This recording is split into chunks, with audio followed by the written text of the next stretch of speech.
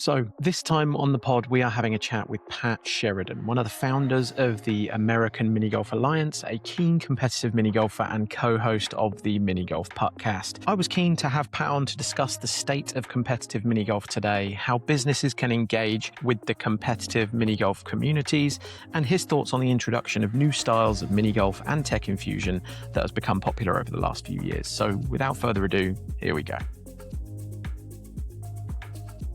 Thanks for joining us, Pat.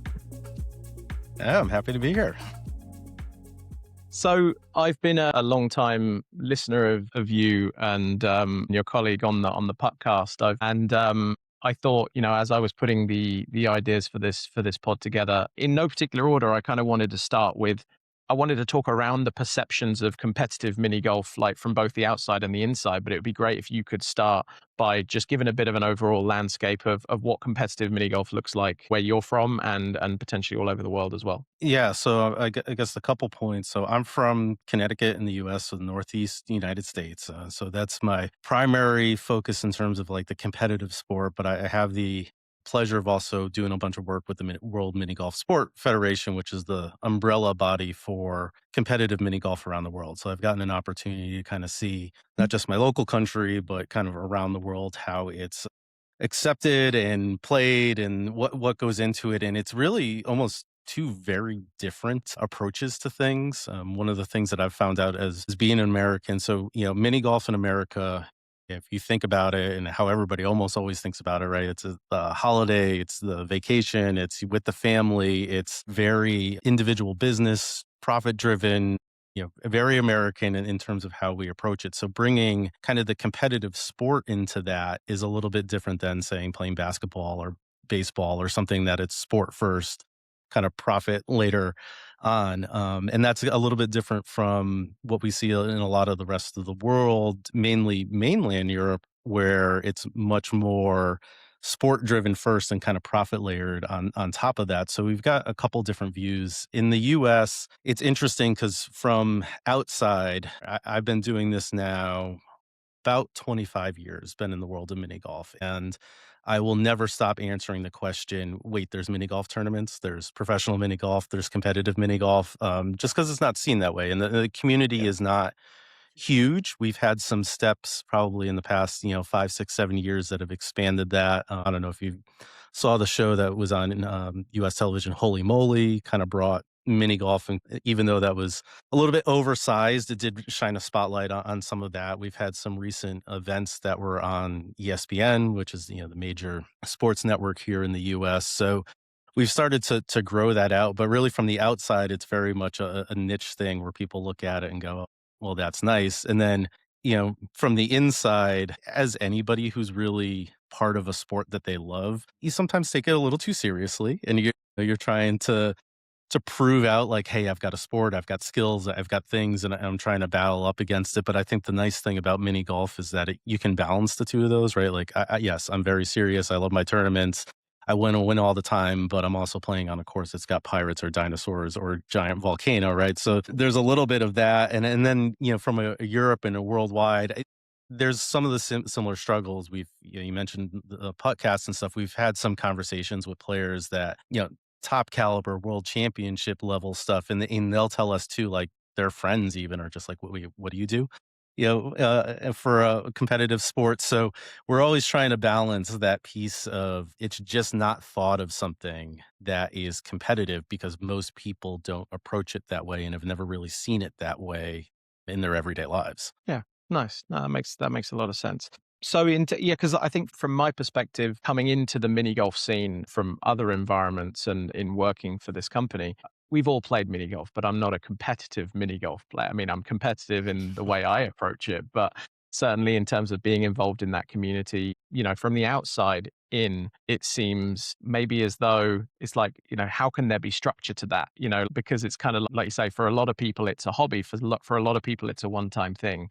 But like when you look at it from the competitive standpoint, it's hard for people outside of the sport to imagine, wow, there's actually like leagues and competitions and tournaments all over the world that are all connected. But I wouldn't know being on the outside, what the first thing I would have to do in order to get involved with that kind of thing. And, there is obviously, like with the golf, I'm a golfer, like there's a handicap system and you can't get involved in some stuff unless you have a handicap. Like how would somebody wanting to come into that and think, oh, I'm pretty good at mini golf, I want to do this competitively. How would they go about doing that? And is there any kind of like things that are maybe gatekeeping the participation? Yeah, and so it is difficult, and I think so many of our origin stories, and I know mine was, and when we talk to a lot of people, like the origin story of a lot of competitive mini golfers is, I was at a mini golf course one day and I saw a flyer that said, "Hey, there was going to be a tournament here," and I said, "Okay." And if anybody's like a big Simpsons fan, that's like a episode from season 2 of The Simpsons. Like they saw a flyer,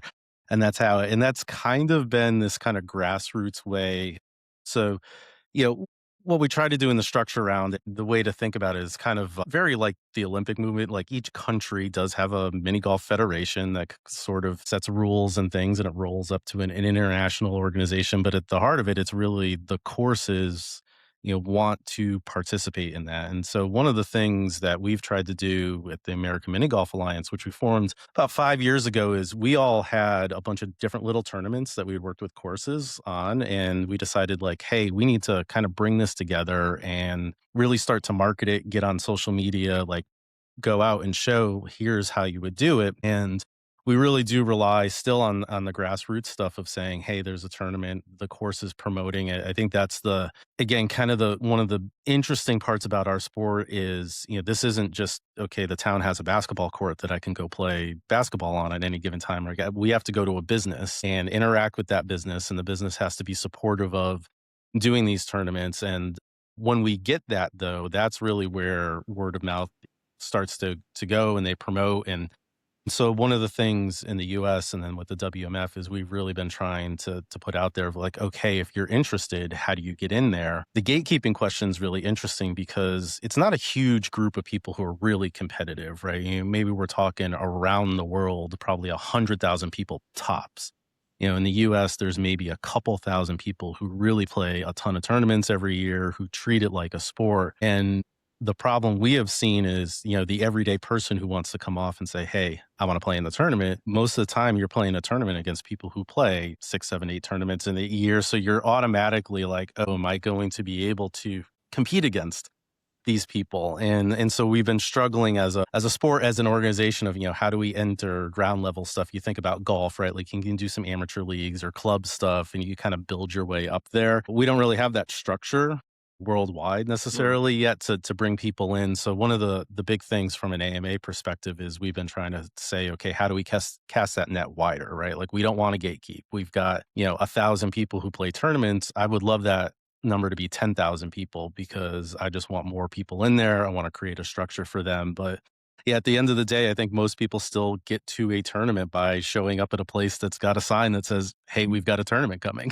Yeah. And it's funny because, like you say, if you look at full golf or big golf, whatever you like to call it in this context, you look at the way that Pop Stroke and these premium putting courses are opening up golf participation to so many more people. It's becoming an anchor activity for a lot of entertainment and retailtainment. Like these environments are producing people who are enthusiastic about going and playing mini golf, but then Pop Stroke are probably not interested in cultivating competitive mini golfers. They're really there purely for, the kind of getting people to spend time and money with them. But I suppose, we've installed a putting course at a local golf club in Minnesota that has over 800 juniors during the summer, and they're looking at it as a kind of community project. That is ultimately ripe environment for potentially creating people who would play competitive mini golf and may realize that it's something that they want to do. But I suppose the question for you, I suppose, then is as the AMA is like, how do you capture those people and potentially try and grow your sport through membership of that, and realizing that there's more to it than just playing 18 holes and shooting well. Is the sport trying to grow in that way, or are you kind of happy with the way it is? No, we are. And I think the difficult thing that we're always up against is that we have, quote unquote, big golf there, right? So it's an interesting sport, right? When you go and go bowling, there's not another level of bowling that you can also do. And so we're trying to get people, Yeah, right. I like to golf, so I like to support people. So if you've got a bunch of people coming in and finding golf through miniature golf, that's great for the Yeah. game. But I also don't want to lose them fully to golf either. I want to keep them in that little circle of you can do both, or maybe if you don't like the full game of golf, stay with us here and play mini golf. And I think that's the fine line we're trying to run. And you mentioned Pop Stroke, and they've had some tournaments, but the tournaments have been either geared towards obviously their brand and stuff, but it's a little bit more golf centric because you also have Tiger involved and all of that too. So there's that line of like, how do we keep those people in our sport and don't lose them necessarily to someplace else? And Mm. that's one of the avenues we're really trying to bring in, and then the other avenue is the people who, maybe they don't have any interest in big golf, but wanna be outside, wanna do something with their friends. I always try to make it I bowled for a little while on leagues and, like, it's not that much different than going to a bowling alley every week, right? Come and play a league with us every week, and depending on the course you're at, you can have an adult beverage in some places the same way you would at a bowling alley and create that form of community. And where we find that community created, that's where we find the most inroads into the competitive space. And that's where we get some of the golfers who want to dabble a little bit in there, especially on a course like Pop Stroke that's a little bit more like a normal golfing, experience and a putting experience. And I always have the challenge of, hey, any golfer, I'll take you on a mini golf course because you might be a good putter, but I'll probably beat you on a mini golf course. And golfers don't like to be told that they can be beaten. We try to use that, but yeah, it is difficult to capture that, and we're trying on the youth and junior side, right? Like that's every sport. How do you capture that demographic as well? And give them an opportunity there. And I also think that's something that's a little bit easier. If you're 13, 14, 15 years old, you're not necessarily driving the ball 300 yards, but you can putt pretty well. And we've got tournaments that you can play in, and there's youth world championships that you can go to and be a part of. And we've seen some of the growth in that space as well that we've been able to capture. So it's good. We Mm. want, again, I would love everybody, all the golfers come play a mini golf tournament. You don't necessarily have to stay there. You want to go play big golf. It's yeah. So we're trying to get all of those aspects into the game. Yeah, yeah, absolutely. And I think, the reason I obviously brought up Pop Stroke as well, let's say that people's first experiences are this premium putting golf, and it's not that kind of traditional classic seaside type mini golf or, the kind of concrete based flat levels or one with features like clowns' mouths and stuff, like if it's not that, people that are entering the game now are experiencing these new types of mini golf that are becoming popular. One thing I notice about the competitive sport is that it's rooted in a lot of those kind of classic courses. So, how do you plan to make it attractive to the people who are coming to the sport because of those new style of courses? Yeah, and that's difficult, right? Because compared to your seaside, there's going to be variations, and when you play the more classic mini golf, like you're going to have to bounce it off a brick. You're going to have to bounce it off concrete, all putting. And I think what we look for, when we're doing tournaments is how much of it is still consistent, right? Is it still, even though you're playing these classic types of courses, putting through windmills and stuff, how much does the more skilled player still win on that type of course? And I think the more that we can show that, like, yes, it's not the necessarily a quote unquote pure putting, but if you're a good putter and you can play really well on Pop Stroke, at least the most of the courses that we do AMA tournaments on, and certainly our larger ones that we put more importance on, you'll probably do well there because we've selected places that reward skill even though there's kitsch. We throw a very large umbrella, so we've got some very kitschy courses, but we kind of weight them appropriately, knowing that that's not going to be for everyone. And I think one of the things that we always try to push through is, we're also trying to sell a larger experience. Like Pop Stroke's great, the entertainment value is there, but some people want to go putt around dinosaurs, and that's just a little bit more fun in a competitive place too. So, trying to bring out, I guess, the inner child in everyone too, of just saying like, okay, everything doesn't have to look like a golf green at the end of the day. But I think that's really where we try to level set it. And in the WMF with the different types of mini golf and stuff around the world, I think there's a consistent message there. Like if you are good with that type of motion and stroke and you've got the seriousness and the focus and everything that will translate no matter what type of course you're playing on. Nice. That's cool. So is there anything that is useful to know if a business owner who has one of these courses or has just built a course wanted to get involved in competitive play and get involved with the likes of the AMA and the World Mini Golf Federation, like how would they go about doing that? And what criteria are there for the selection of these places to play? Is it just about opening yourself up to it, or is there a very specific thing that you look for? Yeah, so it's interesting because you would start with your local. So it's not, I go right to the WMF and say, hey, can I do this? But there are standardized rules and different things that if you're part of the WMF are being kind of brought down. And so what we're looking at, and the good thing about, we're talking about kind of the adventure style miniature golf courses, the stuff that looks like golf. It's got the green, the fake greens and everything. And all of that is there's not really a standard way to build them. And so what we're trying to look at when we select courses is playability. We've all played courses, I think, at times where you're standing at like the tee box and you're like, well, I don't know where to start because there's nothing defined here. Or like I'm standing in a bush because you haven't really thought about that. So those are some of the things we try to look at. Like, do you have standard tee boxes? Do you have places that you're not going to be like standing up against walls and things like that through there? But and then there's standard rules for tournaments as well that come through, shot limits and what happens when it goes out of bounds, and how much time do you have to take a putt, and all of those sorts of things. One of the things, both the WMF, the AMA, and I know a lot of the other federations around the world have on our pages, like, do you want to create a tournament? Do you want to do a tournament? Hey, reach out to us. And we're creating guides and different things to give to course owners and say, hey, this is generally how you do it. Some of the expectations of tournaments first times around, a lot of times we get people roll in and like, hey, I'm going to run this big tournament, this huge purse. I think I'm going to get like 300 people. And we're like, you're probably not going to. That's not the way this normally works.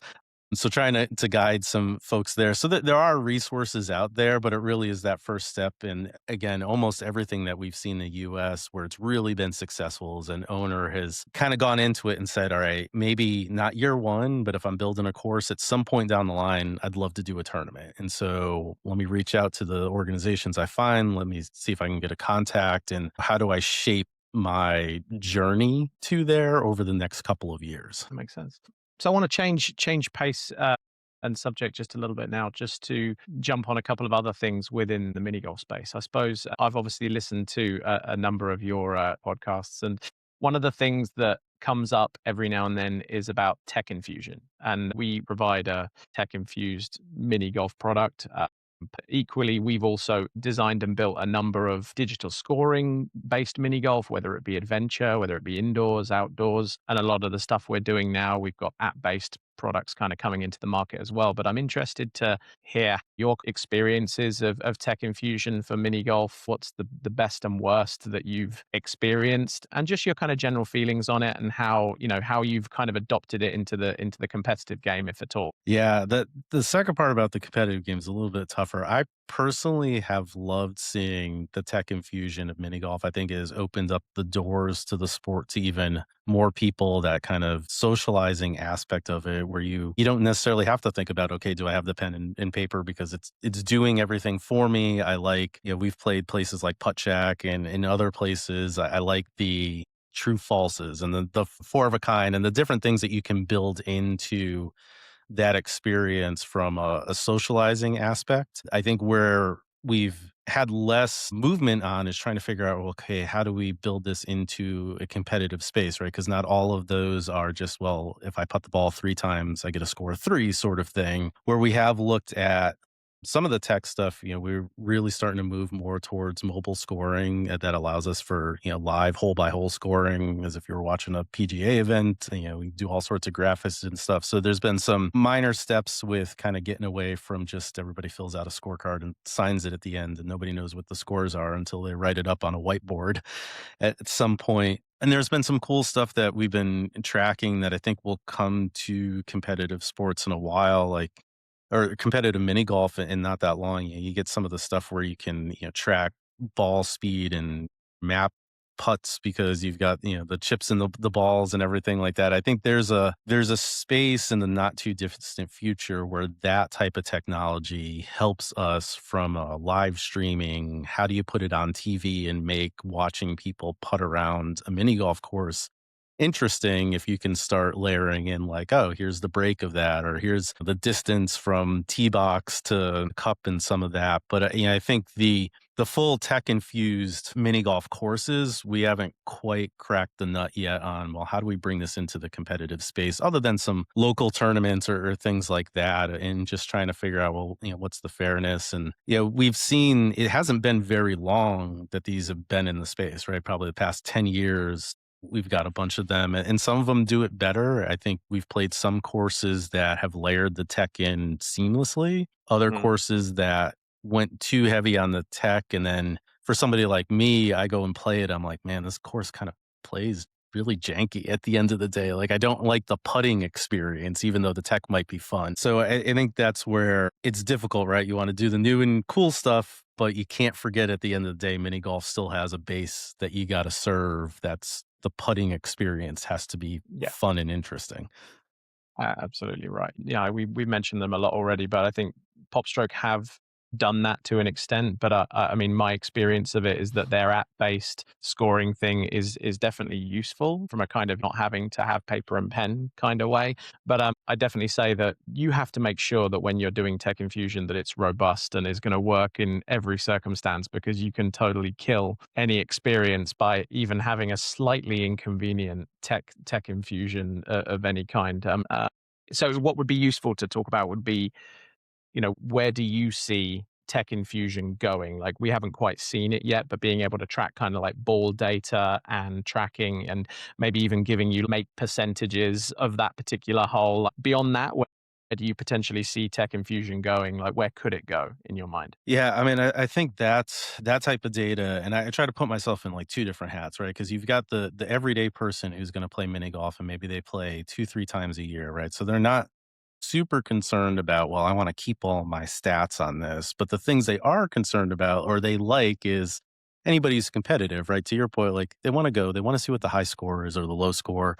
They want to see, on this hole, okay, how many hole in ones have there been? Like, can I get into the top of this? So I think Mm, that experience of being able to capture that data and then display that data sort of real time is something that the casual mini golfer is going yeah, to interact with a little bit more than because I think about it, if you've got an app on your phone too, like how is that much different than just pulling out a piece of paper and a pencil? And for yeah, the casual mini golfer, the real difference, it can almost swing the other way, right? Because scorecards have the nostalgia to them. They've got the pictures on them and the rules and apps an app on your phone.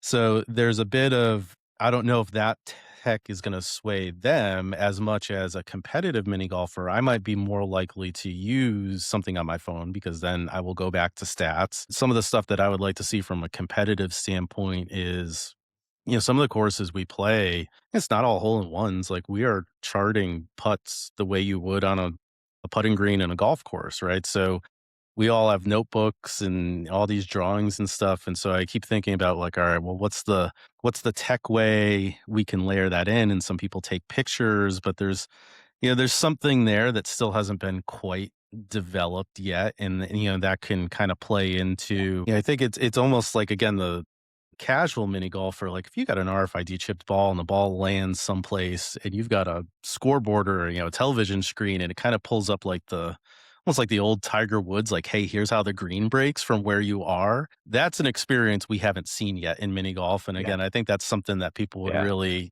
latch onto and be like, oh, that's kind of cool. That's like putting up the side defenders on the bowling, just kind of giving Yeah. you a little bit of extra help.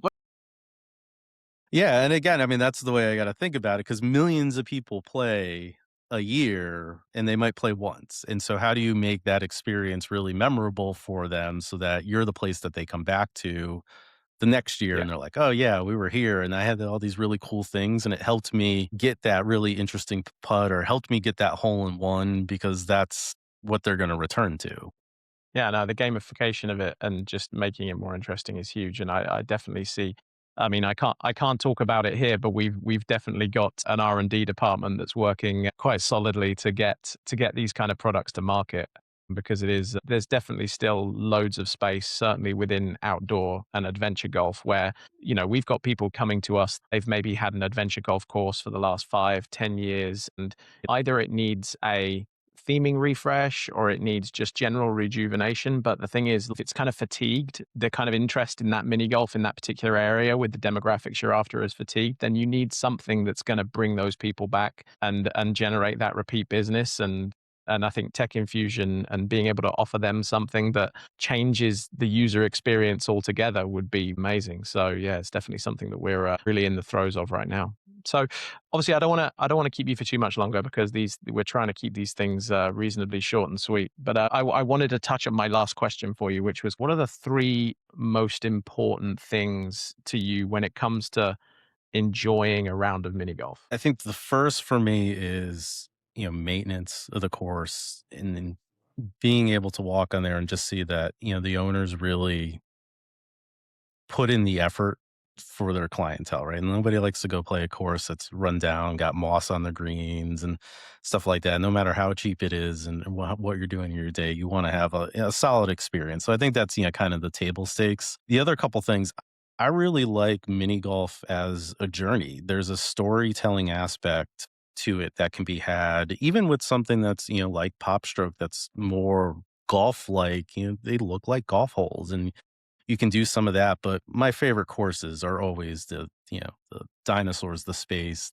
the pirates, where you're playing 18 holes, but you're going through an experience. It's that Disney World, Universal type of experience there. So the theming, the atmosphere, and it doesn't have to be anything crazy, right? It could be tied to the local, whatever you are. I mean, we have a bunch of seaside courses here in New England, and there's no amount of mini golfs that don't have a lobster trap or an anchor or a boat on them. But that's interesting there. And then I think the kind of the last part of it is just having something that's different.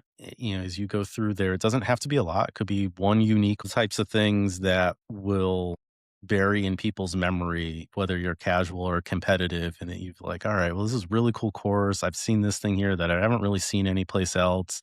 The owners look like they spend a lot of time on it, the upkeep, and that's the type of course I'm Yeah. going to go back to again and again and again. Oh yeah, 100%. I don't want to get into it on this particular podcast, but I mean, I've been to Florida on holiday for 32 out of my 37 years, I think. And there are places there, which I'm sure you'll agree, if you've ever been there yourself, that are just etched into nostalgia and my childhood. Places like Pirates Cove on iDrive and Congo River Golf. Those are the places that you kind of grew up with, and they were probably the first time I'd ever had a golf club in my hand. And you go into those places and you see the people at Pirates Cove, and they're extremely proud of having one of the best mini golf courses in the world, and they continue to invest in it and rejuvenate it. And they've got a prime piece of real estate. They've built a fantastic business out of it. So I like those guys down there. And there's nothing quite like a really something that really heavily leans into a theme but does it extremely well, because it can also be done really badly, right? Yeah, it definitely can, and you talk about disconnect, right? Like, we've seen themes where, okay, there's theming, but you're still just like the course itself has nothing to do with the theming that's going on. It's kind of around you, or they, overly try to make things complicated and fun, and you're just like, "Man, this is just I will never make this shot because it's gotta go through this ship and around here," and you're like, "Okay, well, that's maybe too much." But, I mean, Pirates Cove is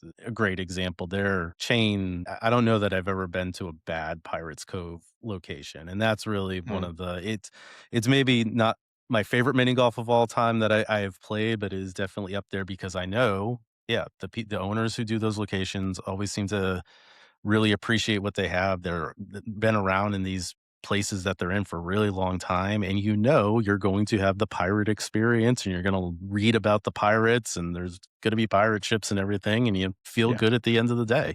I guess I'd be interested in your perception of now that you've been doing it a while, you've come in, you're like, how do you see competitive mini golf? Or maybe not in how much you see it, because we've talked a little bit about it, but what do you think the competitive sport isn't doing, or that you haven't seen it do, that maybe we can take as some advice to really push our sport forward? I think there's a lot to be take as much as you want to separate yourselves from the game of big golf. I think there's a lot to be taken right now from the way that they're bringing it to new audiences by taking away the elitism of the sport. Like now some of the most followed guys and the most watched guys are influencers who might not even be that great at golf, in the grand scheme of things. They're not the most talented guys. They've proven that you don't have to be a good golfer to have hundreds of thousands of people watching your videos and enjoying it. You got guys like Buddy, obviously I met him at IAPA just gone, but guys like Brooks Holt, who are influencers in the mini golf space. He's very keen on it. He's found his niche, and people enjoy watching his videos of him playing golf. I think he's not like, self-confessed one of the greatest mini golfers ever, but I think people are getting a lot of enjoyment out of watching him explore these new mini golf courses. And I think he's probably brought a lot of people to the sport, which is great. But, I think with guys like Good and Bob Does Sports that are entering this field in golf, where it's like, look, the whole point of golf is to go out and have a good time with your friends. Like it's not just about aspiring to be Tiger or aspiring to be Rory McIlroy. Golf is really entering its participation era now, where everybody's doing it in the same way that they're doing plenty of other sports. There's no real kind of barriers to entry with that now. And I think it's wonderful to see with golf that it's entering that era of really stepping fully away from the high performance and the elitism and just being like, we're open to all. And I think with mini golf, what I would love to see is the same kind of approach being taken, where personalities who are passionate about it work together to kind of like create these platforms and really showcase the best that mini golf has to offer. And in the same way that Holy Moly kind of did in the television space, it would be great to see mini golf courses given screen time, but in a format that people can enjoy and then kind of want to align with and maybe create that experience for themselves. A lot of a lot of golf marketing is very focused around the places that you play and making it attractive for people to go as a society or as a golf holiday. And I think a lot of the content that surrounds golf holiday companies is that kind of like aspirational, let's go to this place and let's play. Like I do kind of think that maybe mini golf needs to do the same. It needs to be get your friends together and go to this place and enjoy this mini golf and do it that way. And I agree. I mean, that's one of the things we've been trying to put, a face to mini golf. I mean, a lot of mini golfers are not people who do a lot on social media or don't necessarily think of themselves as athletes. And we've been trying to push people of like, yeah, sports expand when people know the players around them, and whether or not they're the Yeah. top players or just people on social media. But it's interesting that you mentioned like the destination piece of it. I spent, I don't know what, 30 minutes talking about like, oh, I love these big, pirate coves and all this destination, but you don't get that as much. Like the courses themselves have not caught up to that Mm. necessarily on social media. And some of them have, but there's so many courses just by the nature of these businesses, mom and pop things have been around for 40 years. They're not doing Instagram reels and stuff, but like, you look at it and go, well, can I do that? Because I think this is a great place to go. And I always thought you could do a great travel show of like, hey, I'm going to this mini golf course. They got ice cream. There's the lobster place down the street, right? There's all of these things that you can showcase in there. And we just haven't got there. But yeah, Brooks is a good example of doing that. We've got some other folks like the O Street Gang and in AMA. They've done a lot of course videos and tried to promote that, like, okay, here's where you wanna go with your friends and hang out for an hour Yeah. or 2 because it's a really fun place. And so, yeah, we gotta get there, especially just because again, there's so much fun stuff on a mini golf course to show off that, Yeah. we won't have a problem with that if we can circle our hands around. That's the thing. Yeah. I had no desire to go to Myrtle Beach until I found out that there were loads of really cool mini golf courses there.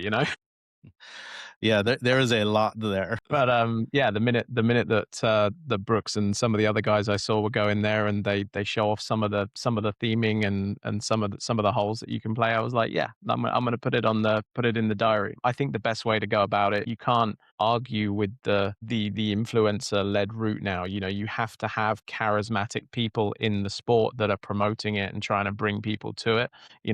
There's this cool factor to golf that it's experiencing now where it's weird from being on the inside, seeing the kind of reasons for playing so dramatically change. Like I used to get up every Saturday morning because I was concerned about playing and competing, and it was all about how good I could play. It was me versus the course, or me versus someone else in a match play. Like, that was what my participation in golf was all about. Now I can't think of anything better than just getting together the 2 or 3 people that I like the most and heading off to play some golf and just enjoying it. Literally matters so much less what I shoot these days. And I think that plays into mini golf quite well. If there's more people that are just out there to participate and aren't concerned with handicaps, there's so much less of that stigma about, well, what if I'm not good enough? And I think that plays into mini golf's hands quite nicely. And I think it's an opportunity that they need to take, because there's going to be more people with golf clubs in their hands than ever before in the next couple of years. Yeah, and I love that because that's the way I approach golf because I'm not great at it, but I like going out there with my friends and it is the mini golf side. Like people always ask me, I'm like, do you always like go out or you're always competitive because you are competitive, like when you're playing with your family and stuff. I was like, nah, half the time when I play my kids, like I don't even keep score, right? Like that's not what I'm there for. And I do love that mindset of like, you can embrace it if you want to be competitive and do that, but that's not what mini golf is for. Mini golf is for having fun with a bunch of friends, and then if you find out you're good and you want to bring that, then you've got a new hobby, and that's great. Nice one. Appreciate it, Pat. Well, this has been awesome. And like I say, I won't keep you any longer. But before we wrap up, I want to make sure that people know kind of where to find you, where to find the podcast. Where should listeners go if they want to learn more or get in touch? All right. So from the podcast, you can find us on Spotify, on all the places that you can listen to podcasts. You can check us out at podcastmini.com. And then if you're in the US or actually around the world and you want to find out more about the AMA, it's amaminigolf.com. And you can find out our schedule for 2026 and join up. And hopefully we'll see you on the mini links at some point. Good stuff. Thank you very much. And for everyone listening and maybe watching, if you found this valuable, here's what I'd love you to do. First, if you haven't already, please subscribe to the Made to Imagine podcast on YouTube, Spotify, or however and wherever you listen to your podcasts. I'm going to be dropping new episodes all the time. As you know, the Made to Imagine pod is brought to you by Greenspan. So if you do want to follow us on Instagram and LinkedIn, you can find us at Greenspan__ projects, or head to greenspanlimited.com for more information. And finally, if this episode resonated with you, if you got something out of listening that you can actually use in your venue or business, then please share it, send it to a colleague, drop it in a group chat with your leadership team. We want to keep creating great content, and these small acts help us to do that. So thanks to Pat for joining us and being so generous with his time and insights. Thanks, Pat. And that's the journey from imagination to something real. This is Made to Imagine, and see you next time.